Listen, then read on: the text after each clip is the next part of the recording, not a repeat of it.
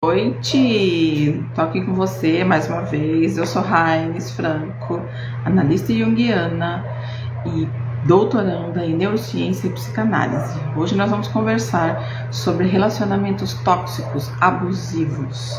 Vamos conversar com vocês, vou ter a companhia de dois grandes amigos, o Dal e a Josiane. Ambos são psicanalistas clínicos e vão aqui me ajudar nesse assunto que é tão importante, né? Como é que será que a gente se relaciona? Relacionamento é algo tão importante, tão essencial no nosso desenvolvimento e até para a gente entender quem somos, o que o outro é, que papel tem. O outro é muito importante nessa construção de mim, de quem eu sou e de quem eu posso vir a ser.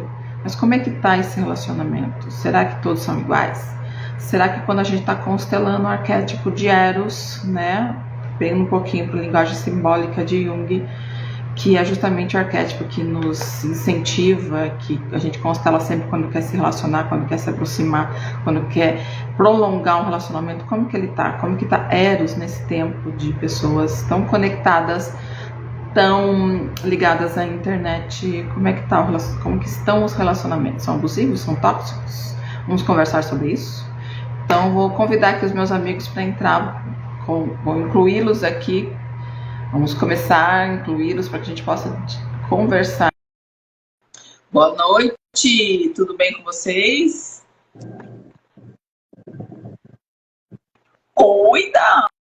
Oi, Dom. Oi, Josi. Olá, boa noite, tudo bem, Dal? Baixar um pouquinho aqui. Eu já me apresentei agora a vocês, por favor. Tia Raine sempre na sombra. Pode começar, Júlia. Bom, pessoal, boa noite. Eu sou a Josiane, sou psicanalista, também sou instrutora de meditação e terapeuta reikiana. Então, hoje a gente está aqui para falar desse assunto que é importante, muitas vezes invisível inconscientemente, que às vezes tem dificuldade de enxergar isso no relacionamento, né?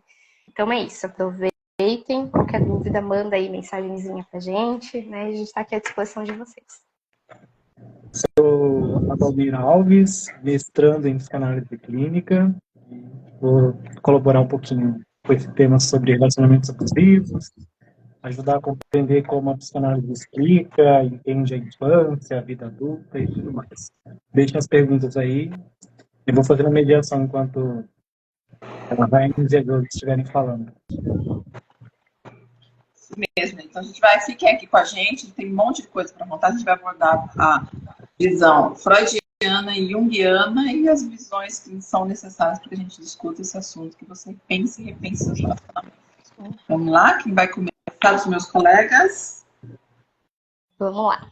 Eu começo, então, com a introdução, a falar um pouquinho aí do que é o relacionamento abusivo, o relacionamento tóxico, e uma introdução aí do que a teoria freudiana fala sobre isso. Bom, relacionamento tanto abusivo quanto tóxico, ele não é tão explícito, né? Então, assim, a vítima ela só vai perceber que ela tá sofrendo, que ela sofreu algum dano, tanto emocional quanto psicológico, quando chega num extremo e ela não consegue mais negar aquele tipo de situação que ela tá. Então, assim, tem muitas características que podem demonstrar o que é esse tipo de comportamento, esse tipo de relacionamento, que é a falta de respeito, a falta de comunicação, uma comunicação inadequada, principalmente manipulação e o controle excessivo. Então, assim, são conflitos que, principalmente para a vítima, deixa a autoestima dela assim reduzida praticamente nada, zero a autoestima dela. E ela se sente muitas vezes, ou quase todas as vezes, culpada de estar agindo de uma forma que o abusador fala que ela está agindo. Né? Então, assim, causa muita dependência nela. Né? São muitos momentos que geram insegurança. E essa violência, gente, ela não precisa ser física, tá? Eu acho que foi até acostumado e educado com violência de você só bater, de você só encostar, de você matar, muitas vezes, né? A gente foi, de certa forma, educado um pouco por esse sentido, mas a violência psicológica, emocional, sexual e por aí vai, é abuso. Então, assim, A gente tem que olhar para o outro lado também. Não é porque alguém não me bateu que eu não sofri, não é porque alguém não me bateu fisicamente que eu não sofri um tipo de violência. Verbalmente, é um tipo de agressão, né? Você diminuir a outra pessoa como se ela fosse nada, você tentar controlar a vida dela, você tentar deixar ela como se ela fosse uma pessoa totalmente invisível para você, é um tipo de violência, né? Então, assim, e isso vai surgindo assim de uma forma muito sutil. E quando passa dos limites, a pessoa, que é a vítima, ela já está num nível de sofrimento muito grande.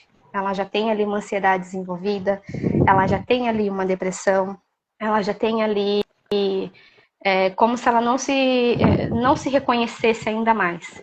Porque quem entra num tipo de relacionamento desse não soube, às vezes, ainda se encontrar, nem dentro dela, às vezes, nem dentro do mundo. Né? Ainda falta ali alguma coisa. Existe ali um medo, existe ali uma demanda que ela quer se colocar no objeto de amor da outra pessoa. Então, assim, existem N motivos para ela ainda estar para ela entrar num relacionamento desse. Né? Então, assim, é importante eu lembrar também que não é em relacionamentos assim amorosos, tá? Conjugais. Isso daí pode ser família, irmão com irmão, pai com pai, mãe, enfim, a família no ciclo familiar, no ambiente de trabalho. Pode ser assim, amigos, né? Então a gente consegue enxergar esse tipo de relação em qualquer ambiente que você esteja, que a gente vai ver, e ela vai começando, como eu falei, de uma forma sutil, tem a manipulação e esse controle excessivo vai privar a vítima de muitas coisas. Eu acho que até inclusive do que ela é. O que ela representa vai ter uma privação que para ela vai ser normal porque ela acredita que aquela pessoa está querendo proteger ela, está querendo ajudar ela, está fazendo isso porque ama ela, está fazendo isso porque se preocupa, mas na verdade está privando ela de tudo e de todos, inclusive dela mesma, né? Então, essa vítima fica com uma autoestima bem reduzida, ela tem um nível de confiança nela mesma, ou até em outra pessoa, muito, muito baixo, né? Então, assim, ela se sente totalmente pequena, sem importância, ela perde a vontade, muitas vezes, de conviver com amigos, com a família, e ela toda e constantemente tenta buscar uma validação, né? Então, assim, essa busca por validação, essa busca por se colocar em um papel de que eu preciso agradar o outro para que o outro me ame, isso pode ser consequência de algum tipo de trauma vivenciado na infância. Um trauma, um afeto que ela não teve, uma negligência que ela teve, o desamparo psíquico que diante de uma necessidade dela, a gente enxerga isso no bebê, principalmente, que diante dessa necessidade do bebê, a mãe não conseguiu atender essa necessidade, e ele entende isso como desamparo, porque a satisfação dele, que era para a própria sobrevivência, não foi atendida. Então, isso, vamos levar na fase adulta, quando a gente chegar adulta, a gente vai proporcionar isso, vai entrar em ciclos repetitivos de abuso que às vezes a gente nem percebe. Né? A gente fica procurando agradar alguém, fica procurando afeto, fica procurando esse amparo que foi negligenciado na infância, a gente projeta isso no outro, né? Então, assim, a vítima, ela já entra nesse estado, ela já está nessa relação e ela vai se acostumando com essa relação. Ela vai se acostumando, ela vai negando, ela vai racionalizando aquilo que ela tá. Ah, mas ele fez isso porque me ama. Ah, fez isso porque se preocupa. Ah, fez isso porque, né? Ah, não, eu sou culpada. Foi eu que fiz. E a forma que eu enxergo ele não é dessa forma violenta que ele tá. Ou vice-versa, né? Então, assim, segundo um dado importante, assim, que a ONU diz que as mulheres são as principais vítimas. Não que isso não possa acontecer com um homem ou com qualquer outra pessoa, mas as mulheres são as principais, né? Tá aí, né? Então, assim, tem que olhar, tem que observar isso, tem que verificar esses sinais, né? Não é tudo que é normal. Não vamos normalizar nenhum tipo de comportamento que tire ou restringe a nossa liberdade de uma forma que a gente não consiga nem se reconhecer como pessoa, né? Porque a desvalorização, o controle de disfarçado, muitos sentimentos disfarçados, até a vitimização que o abusador utiliza como forma de manipulação, né, leva a vítima a achar que ela é culpada de tudo, leva a vítima a achar que ele fez isso porque ela provocou. Muitas vezes não é desse jeito, né? Então, assim, infelizmente, esses ciclos se repetem, né? Termina às vezes uma relação, ou alguma outra relação na família com um amigo, vai se repetir nesse ciclo, porque, como eu já comentei, tem relação com os traumas infantis, né? E o desamparo, que foi um exemplo que eu dei, é a busca de alguma coisa, de algum objeto de amor que foi perdido por essa criança, que está tentando buscar, que está projetando no parceiro, que está projetando em qualquer lugar essa falta que quer ser preenchida, né? Então, ela perde isso, né? Ela tenta reparar essa angústia dessa separação que ela tem, vivendo muitas vezes em um relacionamento abusivo, porque ela quer se sentir protegida em um ambiente que ela nunca foi, e ela vai continuar sendo desprotegida, né? Ela não percebe isso porque é de forma inconsciente, mas ela ainda está muito vulnerável. E muitas vezes o que ela busca é o suporte que ela nunca teve, que ela está se repetindo e não vai ter. Enquanto não tomar consciência disso, enquanto não perceber isso e quebrar esse ciclo, impondo limites, infelizmente é uma relação assim, é uma situação propícia para que muitas coisas possam acontecer, muitos abusos ainda continuem surgindo, né? É isso aí. Acho que você tem uma coisa também que vocês vão desenvolver, mas é olhar também para essa pessoa que está nessa relação, ela não sabe, como a Josi falou, ela não sabe que ela está num relacionamento abusivo, que para ela não vale nada, né? Ela não tem uma sensação, ela não tem um sentimento, ela não tem uma valorização de si própria. Então, para ela é daquele jeito. Claro que agora, ao longo da live, a gente vai discutir mais sobre isso, mas para ela é daquele jeito a relação, né? É assim, é. Legal, agora. É importante observar também o narciso dessa pessoa, né? Tanto o narciso do abusador, tanto quanto o narciso da pessoa abusada. Se a gente for parar para pensar, o abusador, ele vai ter um senso de superioridade sobre o outro, mas, na verdade, também mostra muita fragilidade, né? A partir do momento que eu preciso dominar o outro, no sentido de privá-lo de ser ele mesmo, no sentido de tirar a subjetividade, tirar a essência da pessoa, que relacionamento é esse, né? E também olhar para o narciso dessa pessoa que está sendo dominada e ver que é um narciso que está apagado, é um narciso que não consegue se ver diante do outro, não consegue se ver diante do mundo e do outro sem essa presença de uma pessoa que vá cuidar, né? Então, a Josi comentou sobre as relações infantis, né, com os pais. É interessante observar como que se dá lá no complexo de Édipo, né? Essa relação mãe-bebê. A Tia Klein, a Melanie Klein, vai estruturar um pouco melhor isso, né? Falar com mais propriedade sobre a relação mãe-bebê. Depois o Winnicott e o Bion.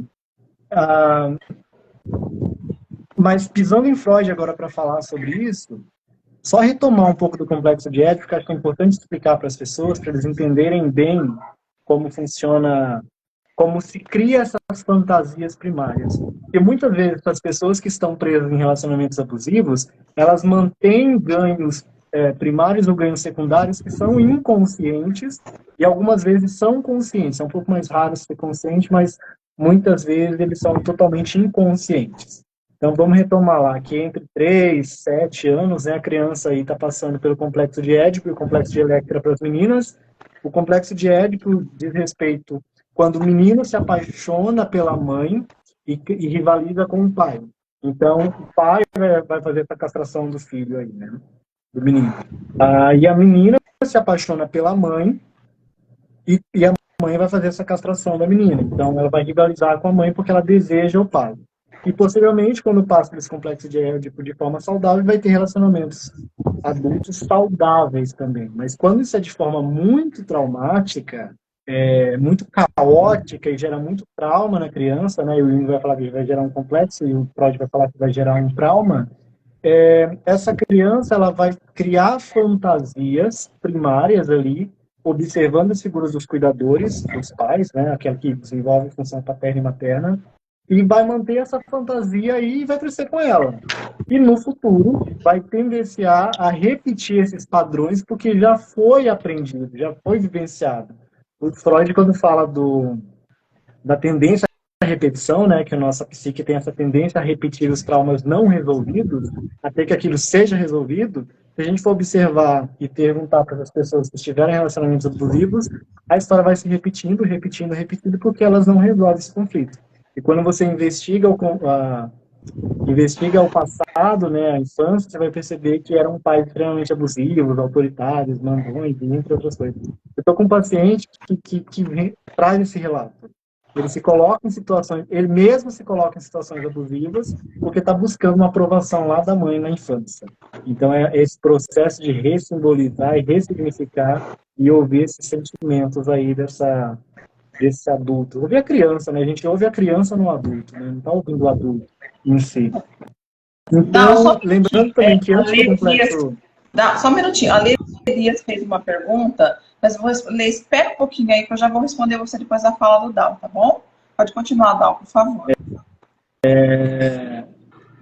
Antes do complexo de Édipo, né, se forma o narciso, que é como a criança, o narciso primário e depois o narciso secundário, e esse narciso é muito importante, essa constituição do narciso. Como que eu me vejo diante do outro? Eu entendo que nem somente o prazer não está somente no meu ego, né? Essa libido não está somente no meu ego, que é o narciso primário, mas essa libido também, esse prazer está no outro. Então eu preciso do outro também para me constituir. O outro me constitui. Mas é saber, um ego saudável vai delimitar até onde que eu vou, até onde que o outro vai. E a gente não vai conflitar aí um com o outro. O que mais que é importante falar aqui? Será que eu estou esquecendo de alguma coisa? Oi. Não, eu acho que você falou bem. É isso, quer passar a bola para mim? É isso? Eu acho que sim, dona. Tá bom, então você fez o golaço já aqui. Deixa eu responder a Lê primeiro, antes de entrar. Minha parte de Jung, eu vou falar um pouquinho para vocês das relações tóxicas na visão de Carl Gustav Jung, né, da psicologia analítica. Mas antes eu vou responder a Lê Dias, que fez uma pergunta. Ela disse assim, eu não vou agora, já subiu a pergunta dela aqui, mas ela perguntou se ela, quando a mãe dela teve, ela estava grávida, foi diagnosticada com esquizofrenia, e se ela pode desenvolver esquizofrenia. Esquizofrenia é hereditário, sim, mas não significa que você vai desenvolver. Você tem uma predisposição para a esquizofrenia. Não quer dizer que você será esquizofrênica também. Uma coisa muito importante, já que você, quem mais tiver que conhecer um esquizofrênico, pessoa que tem esquizofrenia ou é parente, é muito importante que você jamais experimente de forma alguma maconha. Desculpa, eu nem te conheço, mas estou dando aqui um recado de utilidade pública, tá? A gente tem estudos comprovados que maconha desencadeiam estados de esquizofrenia, né? Então, por isso que muitas vezes alguns profissionais têm alguma reticência, têm alguma resguarda sobre a liberação, assim, de modo qualquer um pode. Não é assim, não é qualquer um pode. Então, você só tomar alguns cuidados nesse sentido que estou te alertando agora, e você tem sempre à disposição, querida. Mas não significa que você vá desenvolver, tá? Se você quiser fazer algum tipo de acompanhamento, seria bacana. É para você aprender a lidar com isso da sua mãe, né? Procurar um terapeuta comportamental seria muito interessante para você também. Mas só retirando aqui, resumindo aqui, você tem predisposição, sim, mas não significa que você vá desenvolver, tá? Qualquer coisa pode escrever mais aí, que a gente vai bater uma conversa aqui legal. Gente, eu vou falar um pouquinho agora sobre a ótica, vou começar pela ótica de quem é o abusador na história, tá? Vamos falar um pouquinho dele. Vamos falar do narciso dele também. Só que o narciso de Freud e de Jung é bem diferente, né? Freud vai falar lá do narciso como narciso estágio 1 e estágio 2, que é a relação do bebê com a mãe, né? E quando ele descobre que ele não é só a mãe, ele descobre que o mundo não é só a mãe também, né? Que são momentos ali do bebê, mas vai resvalar na vida toda.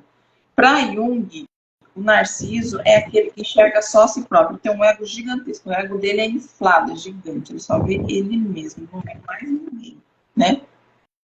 Para ele, tudo é imagem, todo mundo vira uma imagem para afirmar o pensamento, o gosto e as coisas que ele acha que aquilo é válido. Uma pessoa assim, naturalmente, vai se relacionar com o outro, não de uma forma saudável, não de uma forma natural, não de uma forma gostosa. Ela vai se relacionar com o outro para que o outro só afirme. O outro vai ser palco para ela brilhar.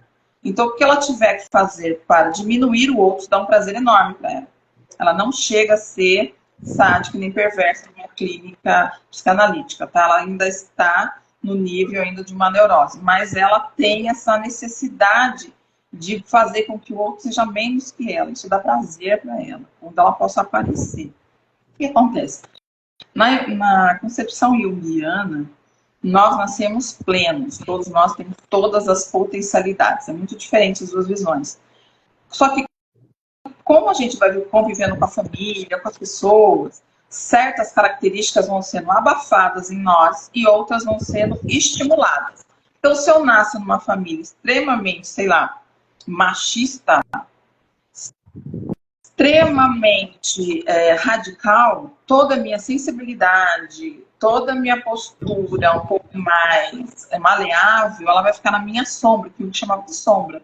E nessa família vai cultivar uma posição mais firme. Se eu nasço numa família que é extremamente puritana, por exemplo, todos os valores do puritanismo vão ser valorizados e eu vou poder vivê-los, porque é bem aceito ali. Aquilo que não é, que foge à regra do puritanismo, vai para a minha sombra também. Uma pessoa que é narcisista nesse, vamos lá ver aqui o abusador, ele com certeza viveu num ambiente onde o frágil, o sensível, foi abafado. E ele não foi reconhecido. Ele certamente deve ter sido filho de um narcisista também.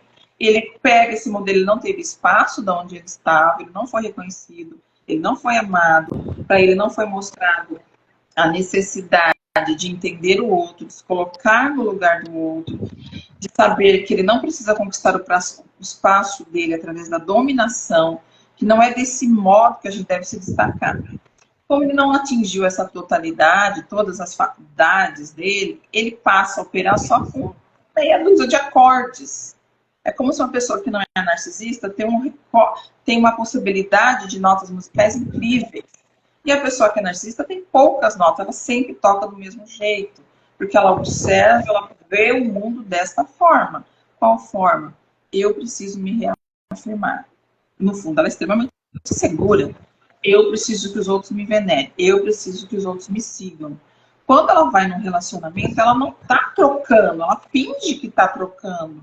O outro, geralmente, ela vai se apaixonar, ou, modo de dizer, se apaixonar, né? Ela vai ter interesse ou vai querer se relacionar com alguém que é frágil. Ela vai perceber já que aquela pessoa é uma pessoa mais calma, mais pacata, mais introspecta, que ela vai poder se sobressair. E ela faz de tudo para que ela se sobressaia e que o outro não. Essa pessoa que convive com ela não percebe. Ela pode até aplaudi-lo, achar, olha que lindo que ele é, que incrível que ele é, todo mundo gosta dele. Olha que grande líder que ele é. Tem muitos narcisistas, líderes religiosos, né? Então, nossa, que lindo, ele faz tão bem. Mas ela não está olhando o quanto o mal está fazendo para ela. O quanto ele a sufoca. Esse sufocar não vai ser na frente dos outros, descaradamente. Ele, como todo bom narcisista, né, que é a pessoa que faz esse abuso, ele sabe muito bem disfarçar. Ele vai dizer aquilo que ela vai ouvir, vai manipular de uma forma que ela ainda vai se sentir culpada. Ela vai ser chamada de louca. Quando ela quiser colocar algo do seu pensamento, do seu sentimento, da sua sensibilidade, ele vai olhar para aquilo e você tá louca. Para com isso. Então, esse tipo de discurso de desvalorização de algo que ela está tentando colocar para fora, isso é muito comum no narciso e na pessoa que é abusada. Não é um abuso, assim, como eu disse agora, recentemente, que é um abuso reconhecido, né? Ele pode tratar extremamente ela bem, a pessoa que está solicitando, ou ele ou ela, tá, gente? Pode tratar bem, dar presentes, você não percebe. É a desvalorização do mundo dela. Por quê? Porque o que ela for apresentar de característica, ele vai observar. Isso cabe no meu mundo? Aí, se não cabe, eu vou tirar. Porque se for chamar a atenção mais do que eu ou das minhas, não, eu vou acabar já. E ele já começa a cortar. Nossa, mas isso é ridículo. Você vai pôr essa roupa? Mas por que você vai pôr essa roupa? Não há um diálogo, não há uma sustentação. Um relacionamento, como que deve funcionar um relacionamento? Eu não vou jogar a minha sombra no outro. Eu vou ajudá-lo a se desenvolver. Eu vou olhar para ele. Quais são as necessidades dele? Eu vou dar apoio. E um narcisista jamais consegue fazer isso. Ele só tem o papel de abusador. Ele vai abusar, porque ele olha para aquela pessoa, o que ele vê? Uma bateria. Para ele se recarregar, para ele brilhar. Mas não vê ela ou ele que está no relacionamento. Né? Então são coisas muito sutis. Assim, do tipo, vamos no balé, por exemplo, uma coisa clássica assim, de casal, vamos no balé? Ele pode dizer assim, não, olha, eu não gosto, mas você gosta, vai com as suas amigas. Um narcisista jamais vai dizer isso. Balé, credo, que coisa absurda. Daí chega numa reunião de família, ele chega e fala assim, sabe o que ela queria que eu fizesse? Que eu fosse no balé com ela. Desmoraliza ela na frente de todo mundo. Isso é narcisismo. Ele está fazendo os pensamentos dele serem predominantes diante de uma característica da personalidade dela. E ela não percebe. Aí é melhor você não ir lá porque é perigoso. Mas peraí, ela gosta, ela quer. Não vai porque é muito perigoso de noite. Então leva você. Você está percebendo que isso é importante para ela? Leva você, espera, senta ali, dorme na poltrona, mas deixa ela desenvolver a personalidade dela. É isso que a gente chama de um relacionamento tóxico. Quando um forma um eclipse com o outro, ele esconde. Não deixa que ele saia dali. E essa pessoa vai sentindo um vazio ao longo de um tempo, um vazio tão grande, ela fica meio que robotizada. Quantas esposas que eu atendo na clínica, clientes minhas, quando elas vão contar, ao mesmo tempo que elas falam de situações onde elas se sentiram vergonhas ou ameaçadas pelos maridos, imediatamente elas já perguntam, não, mas ele é um bom marido, é um bom pai, é um bom... Ela não consegue nem desenvolver o raciocínio tamanho forte que ela já teve dele. Sabe? Ela fica nesse discurso.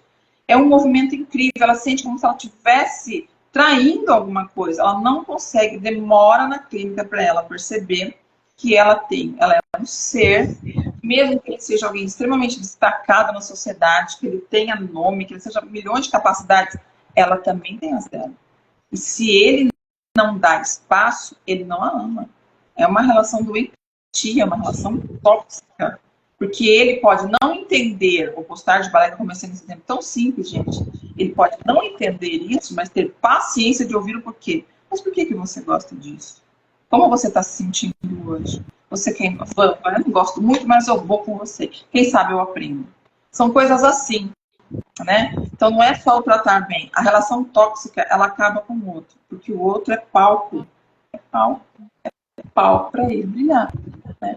E essas pessoas narcisas, que têm esse comportamento de narcisismo, né, desse ego inflado, elas têm um problema. Elas vivem da imagem, tal qual o narciso. Isso tem igual ao mito. Elas vivem da imagem. Então, a minha esposa, minha namorada, o meu namorado, pode ser, né, casal, ele tem que reforçar a minha imagem. O meu filho tem que reforçar a minha imagem.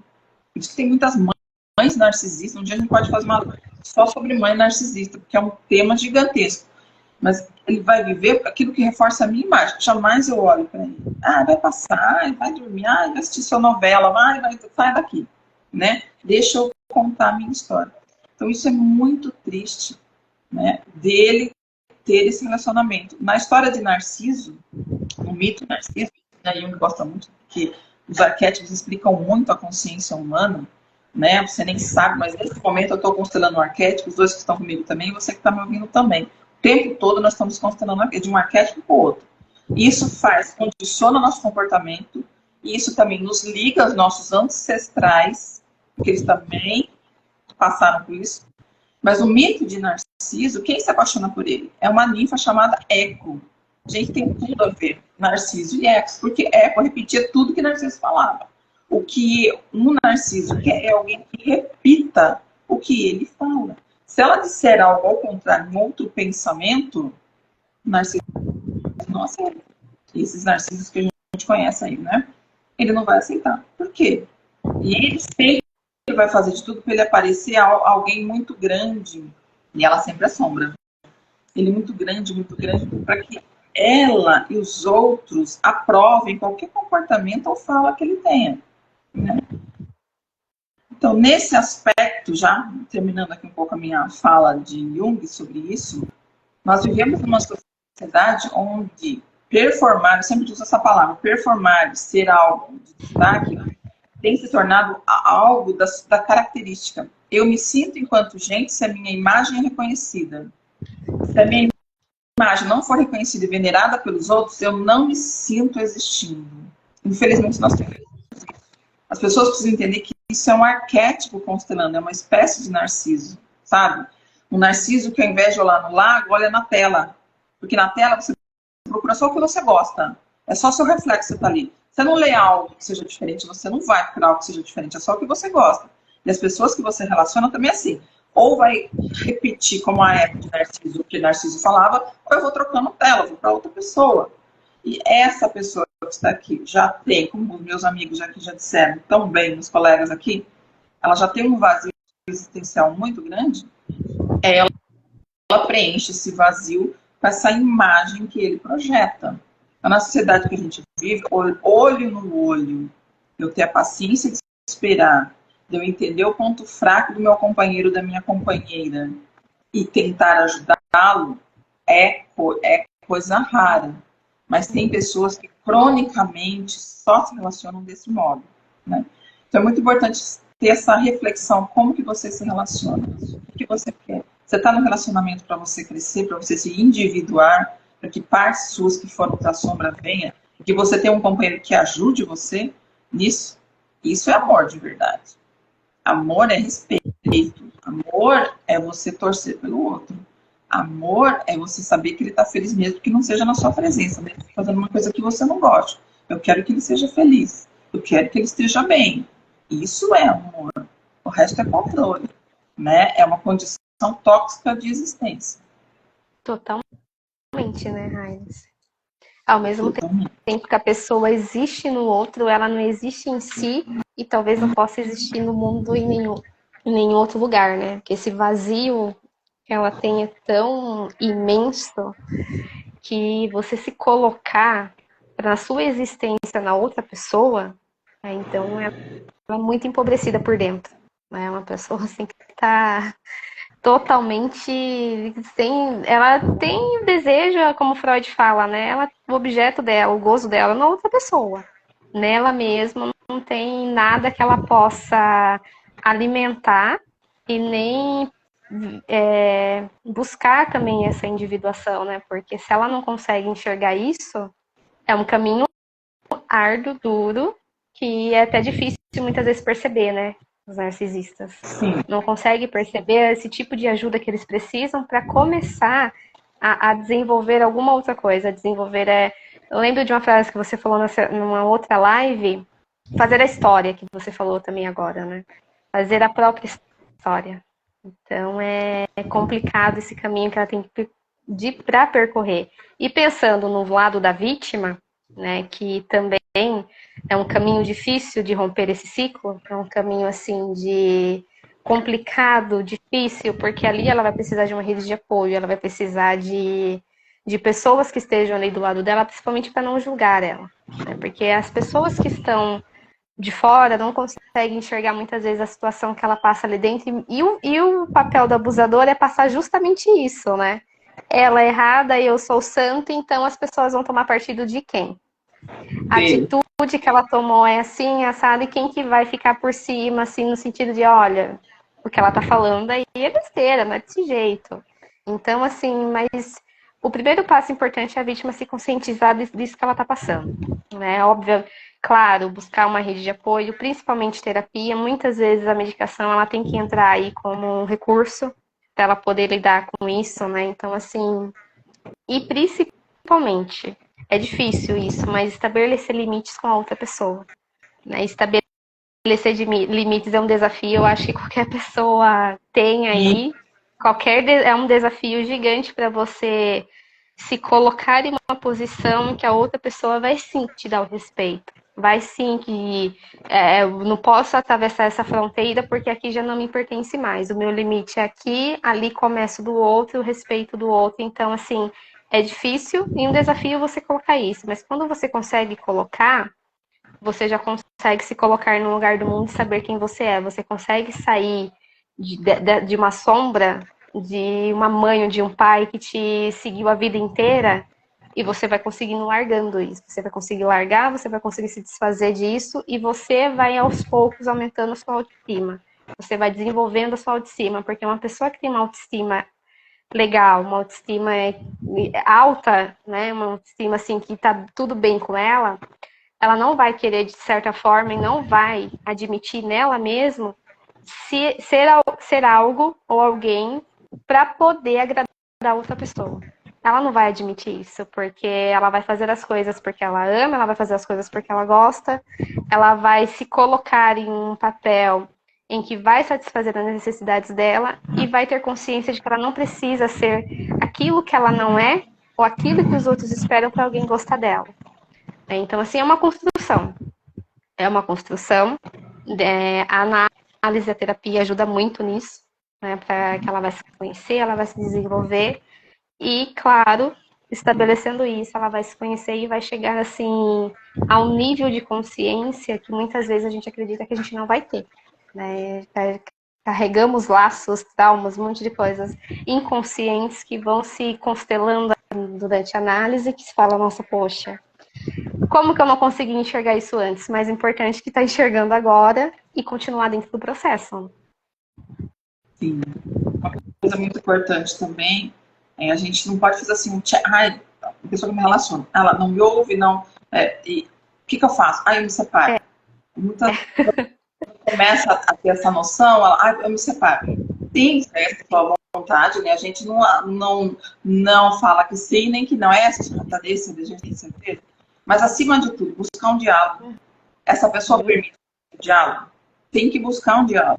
Se ela não permitir o diálogo, sim, já estamos com certeza diante de uma pessoa abusadora. Mas buscar esse diálogo. Olha, eu me sinto desse jeito. Eu gostaria disso. E também essa pessoa que é a abusada na relação, ela tem que começar lentamente. Mas eu não posso sair porque eu dependo dele, porque ele paga as contas, porque ele me humilha. Vamos começar devagar. Você tem que se redescobrir como se você voltasse na adolescência. Porque, na verdade, você não viveu a adolescência. Tem esse traço, as que são abusadas, né? As pessoas que são abusadas. Não viveu a adolescência, passou da mão do pai, que era o controlador, ou a mãe, o padrasto, o avô, quem quer que seja, para um outro controlador, que era, então ela tem, na verdade, um complexo paterno gigante não resolvido. Ela passou de um para o outro. Mas ela busca qual que é o passo que você pode dar na circunstância que você está. Terminar o relacionamento, acabou o amor, acabou mesmo, tem certeza? Quer sair mesmo do relacionamento? Mas eu não posso. Qual o passo que você tem que dar? Você vai, na verdade, no movimento que você está fazendo não é nem separação. Você falou isso para os clientes, não é a separação do movimento. É um movimento que você devia ter vivido lá na adolescência. Você está vivendo agora. O que você gosta? O que você quer fazer? Vamos fazer um curso? Vamos voltar a trabalhar? Vamos ler? Vamos fazer o que você gostava? O que você tinha sonho? Então, na clínica, a gente faz o resgate de pessoa que ela queria ser, não foi, está lá na sombra. Vamos pegar das sombras que você gostaria de ter sido e não foi. Vamos trabalhar esses medos que levaram você lá ainda quando você estava com o seu pai a não colocar suas características para fora. É esse trabalho que a gente faz na clínica, né? Para que ela se sinta segura para tomar essa decisão. Não, ela percebe, sai, vai morar onde, vai vir na casa do terapeuta, né? Não é assim, ela tem que fazer uma construção desse ser que não foi vivido, que foi anulado. Então, essa construção, a terapia ajuda muito nessa construção, a descobrir quem ela é, né? E é um ponto só, assim, Josi, já passo a palavra para você, um ponto muito importante.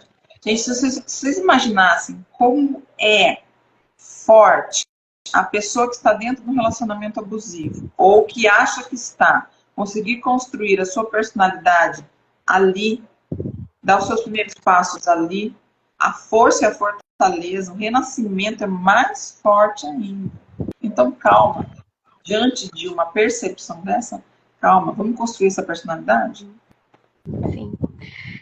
Que você me fez lembrar acho que o Lacan que fala da constituição do sujeito, né? É como se a gente estivesse ajudando ele a se constituir novamente ali na clínica. Porque essas situações que não vivenciou na adolescência, na infância e lá, você vai ensinando para ele. Tem uma forma que fala muito, tem um método terapêutico que fala sobre psicoeducação. Então você vai ensinando muitas coisas para ele, vai mostrando muitas coisas para esse paciente que não vivenciou. É exatamente isso que você falou. Então, vai se constituir novamente, né? Vai trazer coisas que vai ter vontade de fazer, vai ali ter contato com os desejos, com as demandas, com as fantasias. Então, assim, ele vai se moldando novamente como um sujeito do qual ele não conseguiu se moldar enquanto ele estava ali nos primeiros momentos ali da infância dele. Para pegar um gancho que já passar a palavra pro Dal aí, quantas vezes, geralmente são mulheres, né? A maioria das vezes é mulher, não, homem também tem. Mas vejo muitos clientes aqui comigo que elas dizem assim, primeiro estágio, reconhecer o desejo. Elas não conseguem nem reconhecer o próprio desejo, das características da personalidade dela, né? Do sistema de individuação dela. Daí, o medo que elas têm do desejo. E por que tem medo? Elas, ao longo do processo da terapia, elas vão descobrindo. Porque tem medo de onde esse desejo vai levá-las. O desejo vai levá-las para longe dessa estrutura de abuso. Então, se ela ouvir o desejo, ela sabe que vai ter que ir para ação. E elas têm medo disso, né? Muitas têm medo. Mas como que eu vou fazer? O que vão pensar? E a minha família? E a família dele? E meus filhos? Então, aí já vai um outro momento. Reconhecer o desejo já é um passo gigante. Ter coragem de assumir para si mesmo já é um passo. Terceiro, quarto passo você já deu. Agora vai ser construído isso, não levando, vou embora, vou sumir, então, não. A sua história, e fugir dela, você vai repetir ali em outro lugar. Então, você vai construir do lado ali, com a sua história, sua família, a família dele, os filhos, essa personalidade. E aí, Dal, quer falar? Falar mais o quê depois dessa aula maravilhosa, né? Acho que só para finalizar, acho que nosso papel na clínica é a reconstrução de um narciso, né? A gente faz esse papel de ajudar a reconstruir esse narciso, né? Porque praticamente quando você entra no relacionamento abusivo, você destrói, é destruído esse narciso, você não consegue se ver mais diante de nada. Então, mas também de identificar esses padrões, ver aonde que eles nasceram, né? Para não se repetirem mais e ressignificar e ouvir essas dores. Acredito que seja isso. Acho que já falaram tudo que é fundamental aí para... Gente, faça terapia. Fazer terapia hoje em dia não é luxo, é necessidade para se entender diante de você mesmo, a sua crise existencial de viver angustiante, viver uma angústia. Sempre vai ser uma angústia, né? O Caetano fala que as delícias de ser, né, de existir, as dores e a delícia de ser e existir. Então, faça terapia. Não só pelo relacionamento com o outro, mas com o seu próprio relacionamento, para você aprender a se ouvir. Nós não nos ouvimos mais.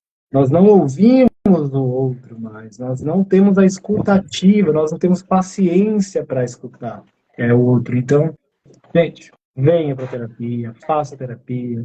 Tem análise junguiana, tem psicanálise e venha para terapia. Vamos discutir sobre isso, vamos conversar sobre isso e vamos entender vamos ajudar a construir esses narcisos, fortificar esses egos e transcender a alma. Não é possível que a gente se torne só eco, repetitiva, vibrações e imagens dos outros. Né? A terapia faz isso, é um conhecimento. Você saber quem você é, qual a sua história, né? E não ter medo dos seus desejos. A maioria dos pacientes que têm medo dos seus desejos, de ouvir os seus desejos, foram crianças que tiveram que lidar com os seus desejos sozinhos, não tiveram um apoio de alguém, não precisa ser só mãe e pai não, né? Tem um livro que fala, deixa a mãe em paz. Pode ser uma tia, pode ser alguém, uma professora, alguém ali que cumpra a função. e que validou o desejo delas. Então, é uma força que vem e a pessoa não sabe como trilhar um caminho para chegar até a manifestação. Como é que eu chego até a manifestação desse meu desejo aqui? A sensação que eu tenho é que é uma força tão grande que eu vou machucar, ou destruir, ou quebrar laços que eu já tenho. E não é isso. Ele vem com uma força grande, que bom, se ele não tivesse força, você não ia nem ter noção que ele existe. Então, precisa ter força para gritar. Então, ele chega, o desejo chega, e a gente precisa descobrir caminhos que caibam na minha vida. Eu brincava sempre com essa história. Quando eu fico estressada, eu tenho uma paciente que ela tá, quando ela não tá legal, ela vai para Bali. Ela pode ir para Bali quando ela não tá bem, né? E ela faz análise comigo lá. Ligo o celular lá, naqueles lugares maravilhosos que eu só conheço de celular. E lá ela medita e se acalma. Eu não tenho condições de ir para Bali. Então eu vou ficar chateada com isso. Vou idealizar, vou brigar com todo mundo, porque eu não vou para Bali. Não, eu vou meditar na minha casa, com meu filho gritando, o gato me mordendo, que é minha realidade. Eu vou trazer para a minha realidade o que eu posso fazer. Eu não vou idealizar, porque eu nunca vou caber dentro do mundo idealizado, né? Então não tem como eu ir para Bali, mas eu tenho como ir até meu quarto, ficar uns 3, 4 segundos, meu filho entrar, o gato aparecer, e vou meditar ali. Por quê? Porque esse é o meu desafio. O meu desafio, ela tem babá, porque a filha dela não tem. O meu desafio é aprender a meditar com criança, com gato, com tudo, né? Então é olhar para você, para sua realidade, trazer isso. Que passo você pode dar? Que passo você pode dar? Seu desejo te dá medo? Você não teve suporte? Mas que passo você pode dar? Mais alguma coisa, meus queridos? Creio que seja isso. Também. Gente, alguém quer fazer alguma pergunta?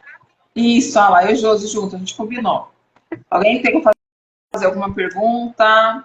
Tá? Vou esperar um pouquinho vocês escreverem aí. Pode perguntar sobre esse assunto ou qualquer outro assunto. A gente está aqui para responder. Se a gente não souber, a gente procura. Mas a gente vai dar esse apoio para vocês. Pode dar uma pergunta aí, as perguntas.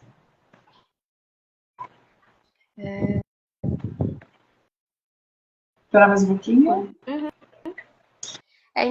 Fala de você, Josi, como é que as pessoas podem te encontrar? Fala, enquanto elas vão escrevendo.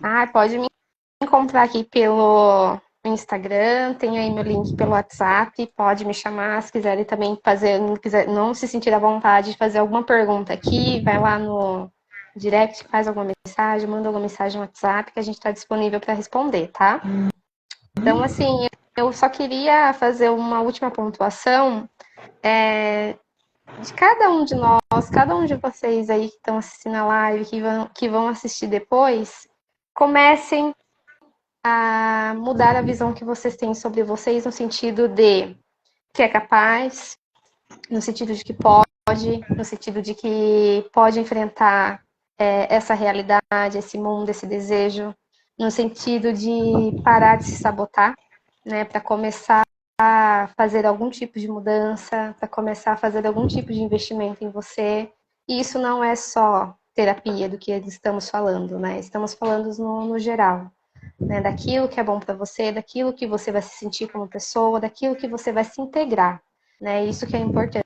Então, assim, se olha, vá fazer a sua história, se ainda não conseguiu fazer essa história, como a Raines fala, que eu amei essa frase, faça a sua história, né? Deixa a história da mamãe e do papai lá atrás.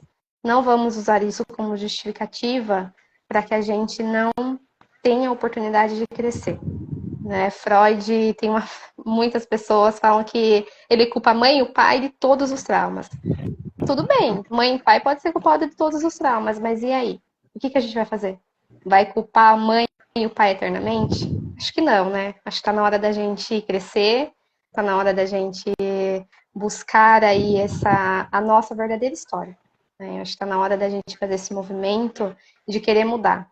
Parar de culpar, parar de negar, parar de colocar razão em tudo e buscar aí um novo caminho para que você se reconheça, você se estabeleça, você tenha uma visão de você, fortalecer. Então, é você, né? Resumindo, seja você. Né? Vamos deixar desculpas para trás, né? Desmistificar essa ideia que buscar ajuda é fraqueza. Para fazer terapia, precisa ter muita coragem. Precisa ter muita coragem para encarar a sombra, encarar os desejos. Então, quando existe um estigma social, né, um preconceito muito grande, que quem vai para análise é uma pessoa fraca, que não conseguiu lidar com as coisas. Na verdade, não. Você vai para análise com muita coragem de enfrentar o seu lado sombrio, né? E se ouvir os desejos na clínica, dói demais. E é todo cuidado de nós, terapeutas, né, de acolher essas dores e não fazer que elas doam mais, mas que elas tomem outros caminhos, outros rumos, né? Acho que é importante falar isso. E onde as pessoas podem te encontrar, que já está acabando o nosso tempo quase, onde as pessoas podem te encontrar, Dal? Pode me encontrar aqui pelo Instagram, na Clínica Jabuticabeira, tem o link do meu como é que é o nome? Do meu WhatsApp, tem TikTok também, que é o mesmo nome, Clínica Jabuticabeira. Pode procurar aí que vai encontrar. Em breve o canal no YouTube também, postar vídeos mais grandes. Isso. E eu tô aqui também nesse canal aqui que vocês podem me encontrar, também atendo análise junguiana, né? Também atendo como psicanálise, mas tem uma predileçãozinha, assim, mas depende do caso, né? Depende do paciente, depende da situação. Aqui vocês podem me encontrar. Quero aproveitar também rapidinho, agradecer a todo mundo, tá? Se alguém quiser fazer uma sugestão, que tá aí, fazer uma sugestão de tema de live pra gente, por favor, escreve rapidinho aqui, dá tempo, escreve o que você gostaria que nós falássemos, a gente se prepare, semana que vem a gente debate sobre isso aí, para levar mais luz, mais conhecimento para todos nós, né?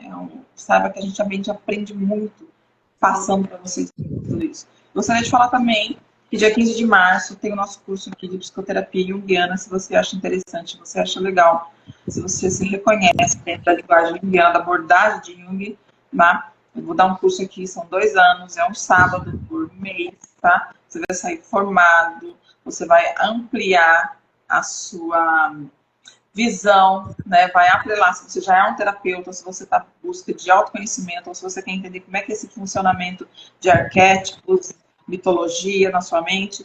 A gente vai ser um encontro muito bacana aqui, tá? Vai começar a partir do dia 15 de março. Ninguém vai fazer sugestão? Ninguém quer fazer uma sugestão de tema? Quer deixar uma pergunta? Tão tímidos. Estamos na Clínica Ânima, né, Raires? Esquecemos de falar da clínica. Aqui em Piracicaba, na Vila Independência, tá? Ou a gente também, todos nós que atendemos online também, eu tenho um monte de paciente de Minas Gerais, tem paciente fora do país, então fica à vontade que também funciona online, tá? Acho que ninguém quer dar tema, nada, né? Tô perguntando aqui, ninguém responde. Então tá, pessoal, agradeço a vocês de coração, tá? Um beijo para todos vocês aí. Nossa intenção aqui é que você se enxergue, que você busque a sua autorrealização, ou uma linguagem junguiana, que você busque a sua individuação, porque você veio escrever uma história nesse planeta. E ela é única, e ela tem que ser vivida. Tem muito medo, muitas circunstâncias que nos impedem de ir essa ajuda, ou da gente, ou de quem você quiser, mas a viver a sua história. É uma nota musical que está faltando nessa grande orquestra do mundo aí, a sua. É o que a gente quer ouvir. A gente quer ouvir. Beijo no coração de todos.